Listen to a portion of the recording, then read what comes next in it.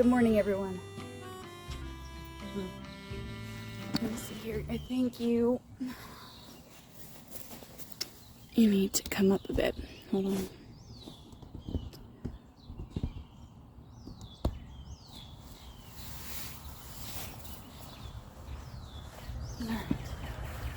All right. I think you're pretty well adjusted there. It's morning, obviously. And I've got work out front that I still need to be doing.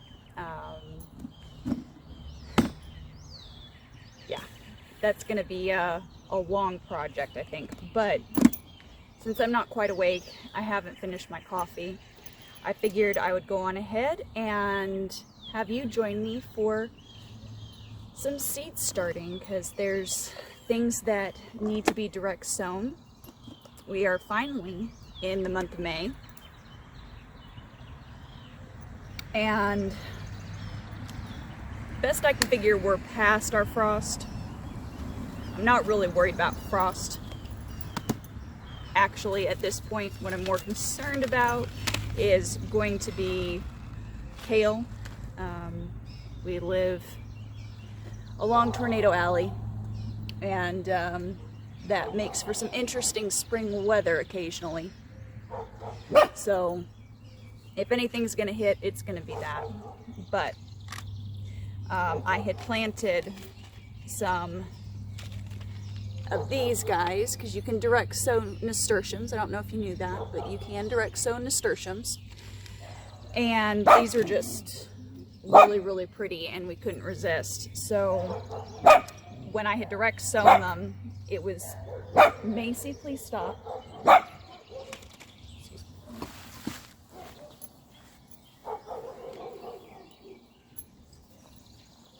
It was before our last frost date, but it's supposed to take like 3 weeks, 2 to 3 weeks for them to germinate. So I had gone on ahead and sown the nasturtium seeds, and well, we had like a week of high 70, 80 degree weather, and the nasturtiums got too excited about life and came up before they were supposed to come up. So I guess I can't really blame them. I mean, they just did what they are supposed to do, technically speaking. But you know, it was just one of those, okay, that was not the best move on my part, but shouldn't take long for the nasturtium to start coming up. And not all's lost. It's still early in the year. There will be plenty of opportunity to enjoy our nasturtiums growing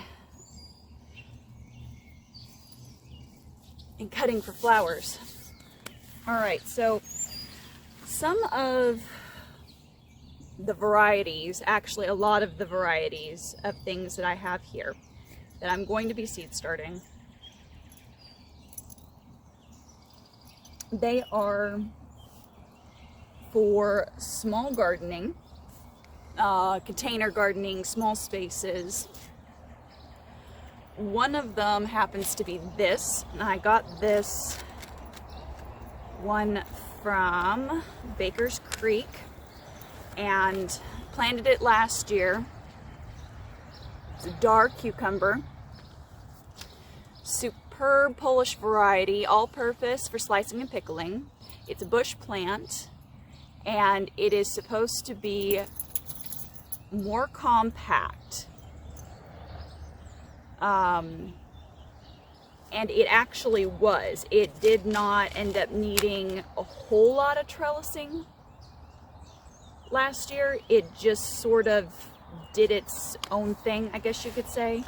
But it was a very small, compact plant. So if you are having to do any type of patio gardening, container gardening, small space gardening, this is probably going to be a cucumber you're going to want to try.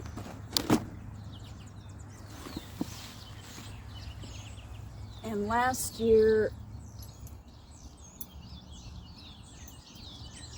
we only ended up with one, but I had to, like, last year was a rough year for gardeners, okay? So we were re-sowing and re-sowing and re-sowing, it felt like, and there was just no it felt like there was absolutely no chance that anything new that I had bought was going to grow. That wasn't actually the case. We ended up with our first harvest of bell peppers. Well, peppers just in general. We had bell pepper, actually a Mad Hatter bell pepper, which is really, really excellent if you guys are looking for a really tasty bell pepper. It's small too. It is a little seedy, but the flavor is just like a bell pepper on steroids. We also had a poblano and a red chili pepper. And man, did they go hog wild. But I only had one cucumber plant that came up. We got a lot of cucumbers off of it. We did. I had several jars of refrigerator pickles. Not counting what I was eating. Just fresh, because you have to eat fresh. All right. But it still was one of those situations where I could have easily had like 3 plants, at least 2. That's what I've got down here right now. Put 2 in. I'm also doing, this is a bush bean, and it comes from Sustainable Seed Company. Had really good luck with all of their seeds so far. We only did like we had one sowing, I think, of those last year, which is, you know, not exactly normal for us, but we were having such a hard time getting the green beans to take. We did end up getting a bunch of them by the end of it, but it just took a while to get to that point. So I'm going to go on ahead and go for it this year. If I understand this variety at all, bush beans are kind of like determinate tomatoes. There's a certain amount of green beans that they will put out, and then once they're done, which is fine because we can get multiple sowings in a year for us.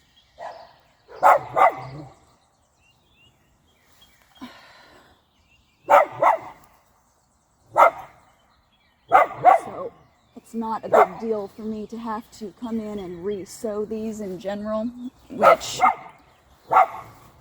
last year we sowed beans. I think that one I sowed 8 times.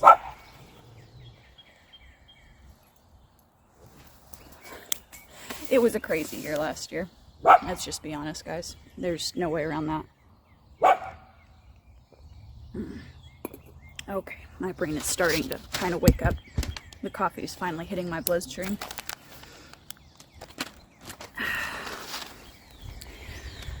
Oh, all right. Oh, one of them is all right. I believe. Look.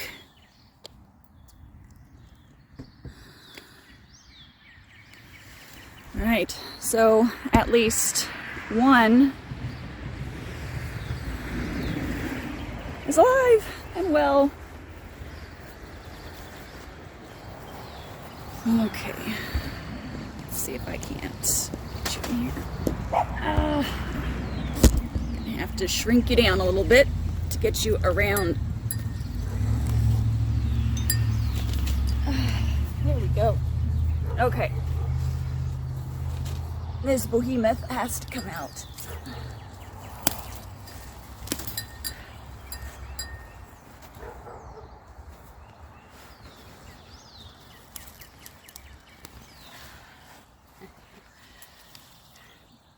That is another rutabaga.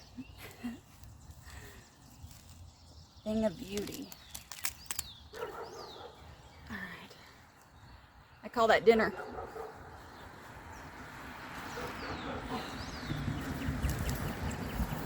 But, okay, as you can see, it's starting to go to seed.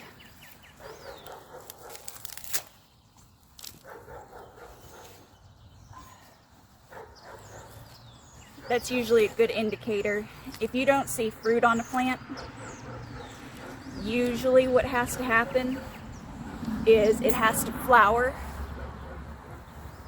in order for there to be seeds to save off of it.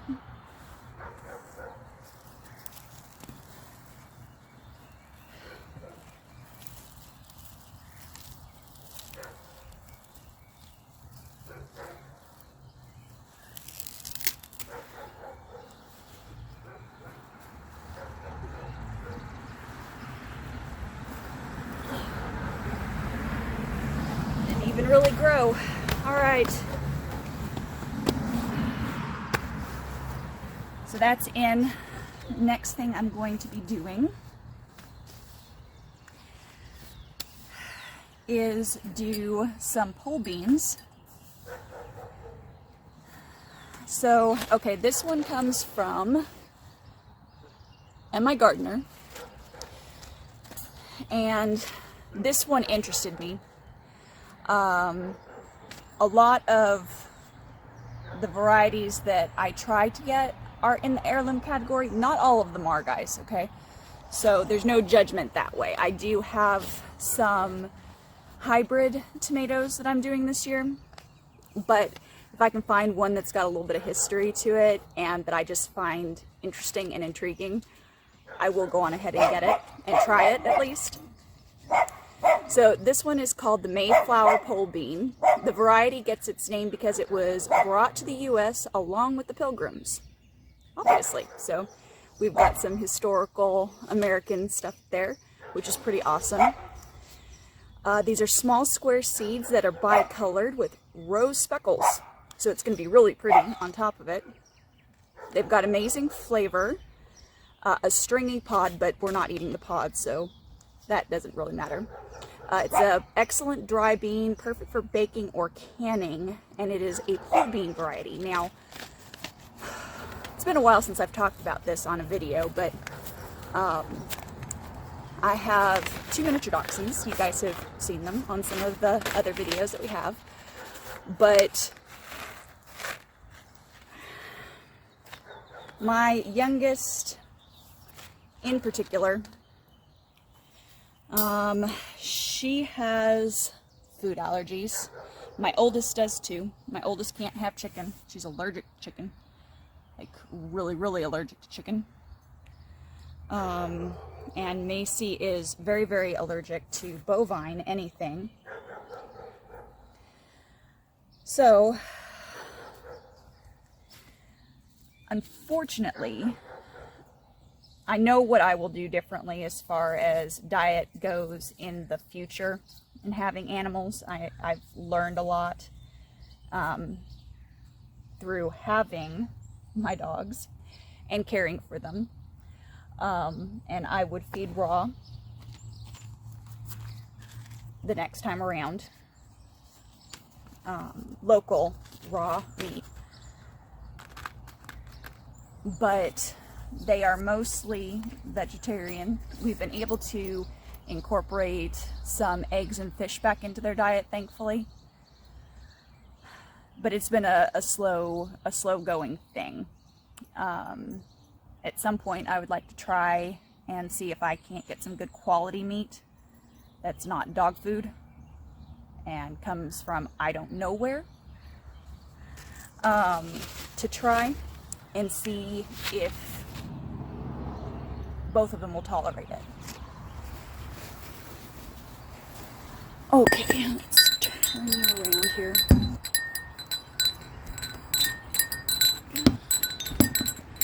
Balancing you on soil is never an easy thing. Okay, so part of my reason for planting these, long story short, is because they are a storage dry bean, and the food that I make, both Macy and Roxy, which Roxy will never be able to have chicken. We've tried good organic chicken with her. She can't tolerate chicken or turkey. But anyway, these beans are a storage variety because the mix that I make for them is which you can feed them vegan. And I did have to feed vegan for a while to help clear out specifically Macy's system. She's the one who's barking in the background right now. But like I said, we've been able to work in some eggs and some fish again. So I'm very, very grateful for that fact. But these are gonna hopefully help us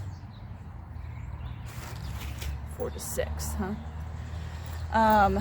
Looking at plant spacing here on these guys, these should help us have some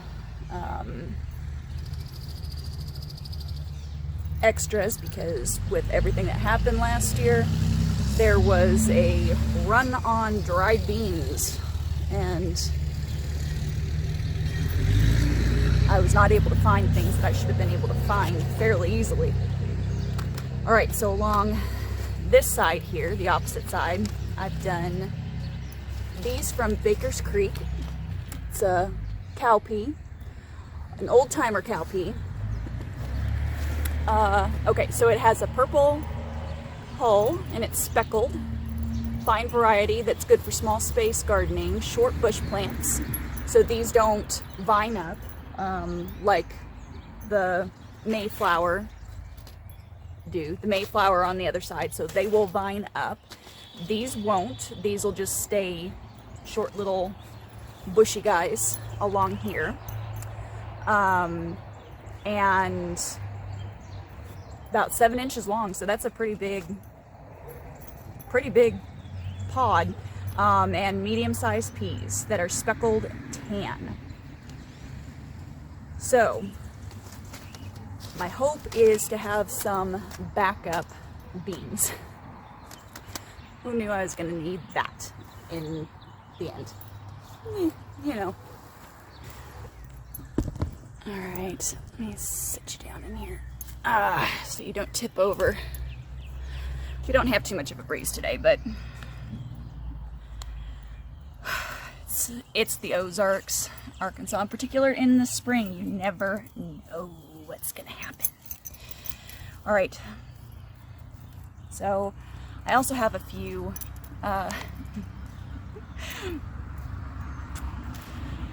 these are tomatillos. They've gotten a little leggy. Macy, get out of my bed. Go on.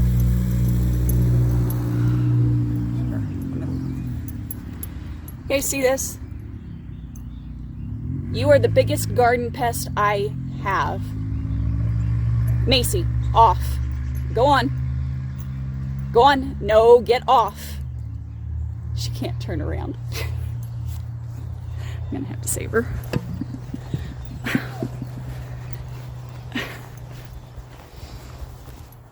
This is why I struggle to keep kale in my garden.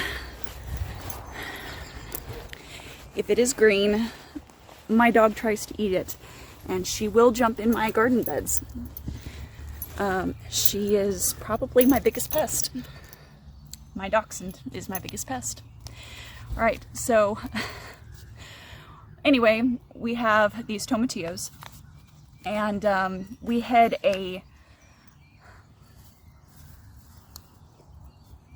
like really mini greenhouse that had been given to us. Here, have that. A little bit of Ragged Jack left over.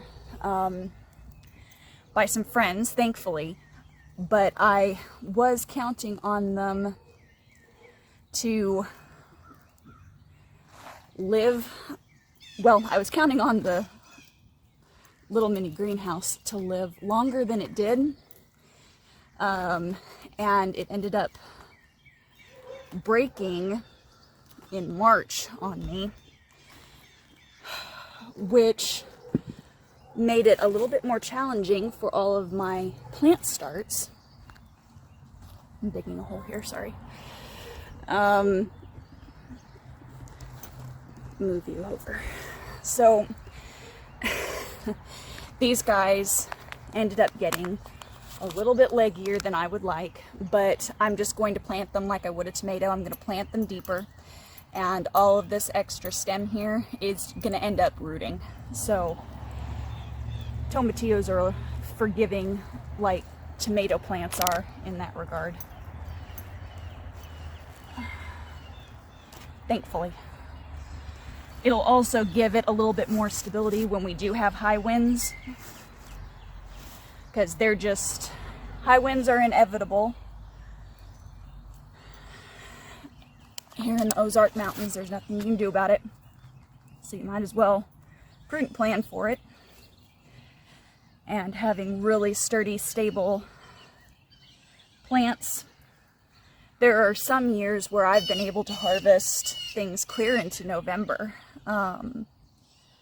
So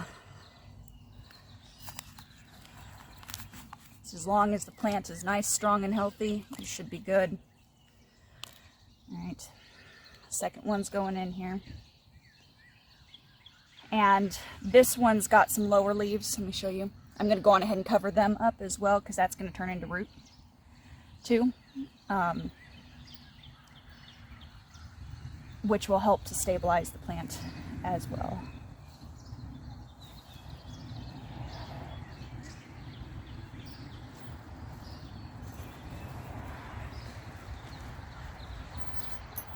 Okay. All right. So those plants are in. I think what I'm going to do is I'm going to put a few more of those maypole beans right where you're sitting here.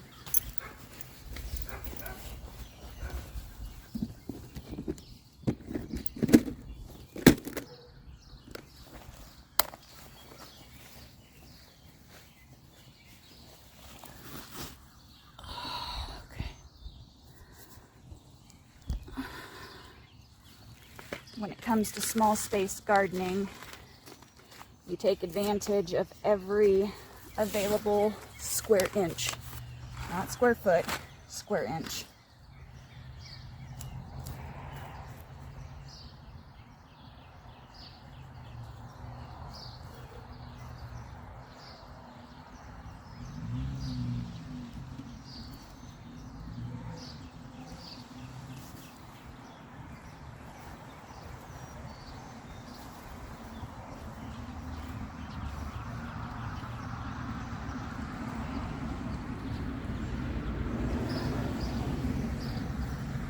Fit one more right over here. These guys need about 5 inches apart, so trying to give them the space that they need. But I also know that sometimes not all seeds germinate, so, which is okay. I can just go in and re-sow. Beans are very forgiving. It's one of those, if you are a first-time gardener, beans are a good one to start with, just because you can, if something happens, you can re-sow later on and still get a harvest that's worth your while.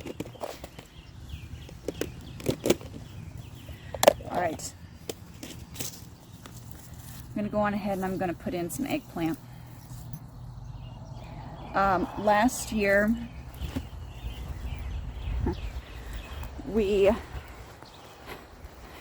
I had tried to put in these eggplant, and what kind of got me to thinking about things a little bit differently last year, because so many fruits and vegetables require space. And I remembered there was a history textbook that I was reading, required reading in high school, and it was on the Victorian era. And it was talking about their gardens. And for some reason, that book stuck with me, obviously. And I remembered that the Victorians were very, very interested in ornamental vegetable gardens. I don't know who she's attacking, or thinks she's attacking. Anyway, the Victorians were very much into ornamental vegetable gardens. And so a lot of the varieties that they had, let's see, I need to do 18 to 24 apart, 1/4 inch deep on that. Okay. A lot of the varieties were small and were meant to be fit together within closer proximity. So my thought was, last year in particular, it's, well, you know, they have older varieties of plants out there, heirloom varieties. So if those exist, then it would stand to reason that I should be able to find some of these varieties and plant them. And it took a bit of research, and thankfully there's quite a few heirloom seed companies out there. One of them, this is an eggplant, as you can see. This is part of the reason that they were considered just ornamental. You can eat them. There are many ornamental plants that you can eat. There are some ornamental plants that you can't eat, so, you know, double check and read information on it. But as you can see, it's a very beautiful eggplant, and they would plant them and prune them and keep them because of just the beauty of the fruits and vegetables that came off of the plant. Now this one's from Spain. It's a famous heirloom, 7-inch white and purple striped teardrop shaped fruit. Now, if you know anything about eggplant can get to be about 1 foot long at times. I don't have that kind of space, but I love eggplant. So, when I found this guy, only 7 inches long and a more compact plant, bingo. Now, I only got one of these guys last year just because it was a hard growing year, but that's okay.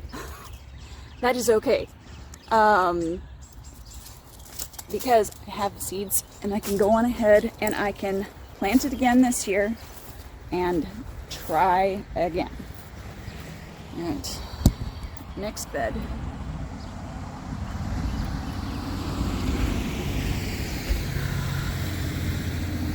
Ooh, there's been a squirrel in here, look. Acorn. Okay. So I put this one, the Spanish variety, Listada de Granda. I probably totally butchered that. If you are from Spain or Hispanic, I'm so sorry. I do not have a talent for foreign languages. I don't. Okay, so I also have this. It's a Rosa Blanca. And I'm going to put that over here in this other bed. Now this other bed has some things growing up in it. I don't know what they are. I'm hoping, and after talking with my mom and doing a little bit of online research, we're thinking that it might be the okra that I planted. But we don't know. This one only needs to be, this one here from MI Gardener only needs to be 10 inches apart. So this is an even more compact plant. So this would be good in a container, even a pot, if you wanted to. So the Rosa Blanca is a classic Italian variety of eggplant.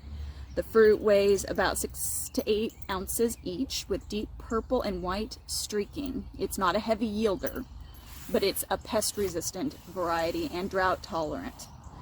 So I'm going to go on ahead and I'm going to try this one. This one did not come up for me last year, but like I said, it was a hard-growing year, so I'm not going to judge the seeds off of what happened last year just because it was a crazy growing year.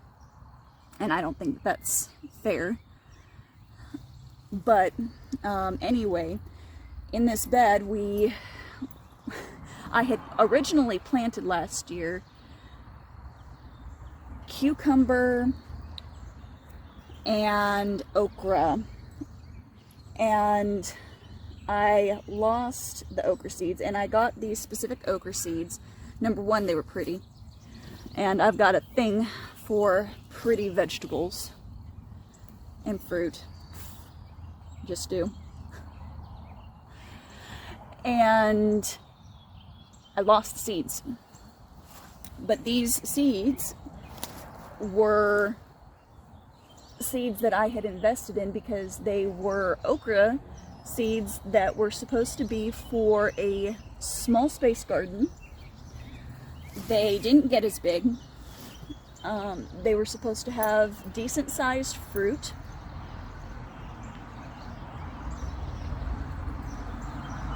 And I was just really looking forward to having some purple okra. Well, we think down at the end of the bed, opposite end here, that we potentially have some of that okra growing, because I haven't been able to get the seeds again. They're just out. And like I said, I try to go for varieties that are not really, really large and will not overgrow the beds because we have limited growing space. And we really do, we've got more space now than we did, but I try to, the best of my ability, keep everything as compact as possible. But let me turn you around and I'll show you these seedlings.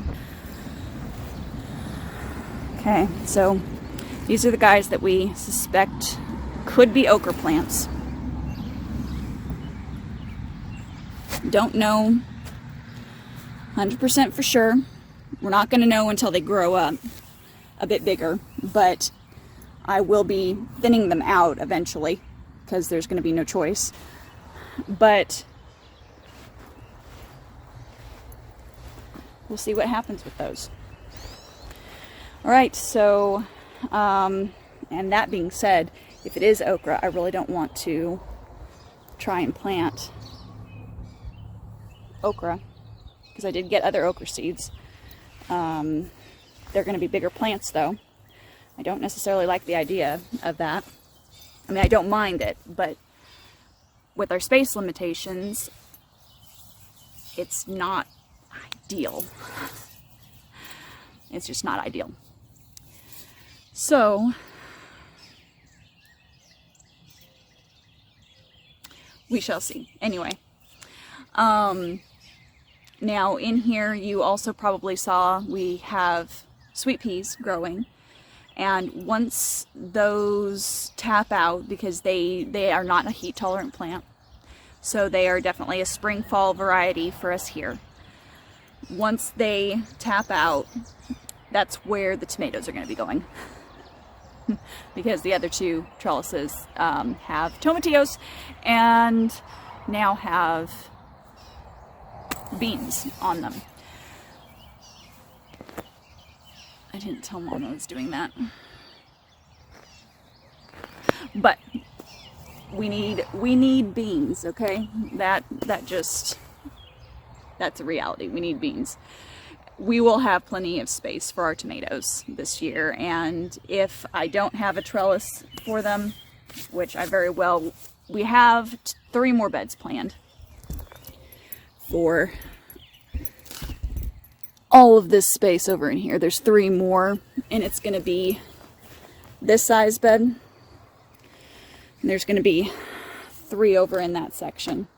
So we will definitely end up with more room later on, but we don't have it now. And that's okay, because this is more space than I've had to garden in ever. This is a lot more space. And I'm very, very grateful for that, because our needs are quickly outpacing our space, and that's just part of the game sometimes. Now we also have the beautiful herb bed. I'm so excited about this section, guys. I know that sounds weird, but it's like a dream come true. It really is a dream come true for me, actually. I'm just very, very blessed. Yeah, I need to add a little bit more soil in there. Ignore that, but I never thought here on this property that we would have an herb garden this size, and everything so far is doing really, really well. I had a little bit of a scare with that tarragon plant that we had put in a few weeks ago. It was, you can't have the rutabaga. She's crying for the rutabaga. It got very, very shocky on me all of a sudden. So I was having to be extra diligent with some water and such. But you can see, just since we planted, this is the transplanted purple sage. It's 2 years old. Hopefully that becomes a big mound. But it's doing really, really well. And then we have calendulas that we've purchased, and then I have other calendula that are growing that will be going in here too. It's a mint plant right there.